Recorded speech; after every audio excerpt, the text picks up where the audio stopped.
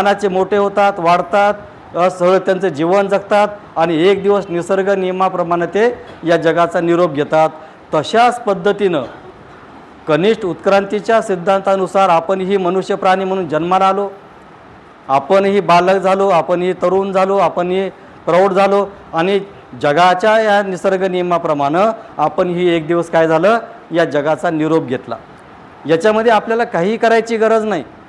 आईनं जन्म देणं, आईवडिलांनी जन्म दिला की आपला सगळा जो शारीरिक विकास आहे, सांस्कृतिक विकास आहे, सामाजिक विकास आहे, हा सगळा काय होतो, आपोआप होत राहतो। परंतु बुद्ध धम्माची दीक्षा घेतल्यानंतर आपण एका उच्च उत्क्रांतीच्या घटकाचा किंवा त्या प्रक्रियेचा भाग होतो। आता मग उच्च उत्क्रांतीचा भाग होणं म्हणजे काय, तर आपल्याला केवळ शरीर लाभलेलं नाही। बाबासाहेबांनी धर्मांतराच्या मुक्तिकोन पथे या अतिशय मोठ्या 1936च्या भाषणामध्ये त्यांनी उल्लेख केलेला आहे। मनुष्य केवळ शरीराने बनलेला नाही, तर मनुष्य हा मनानं सुद्धा बनलेला आहे।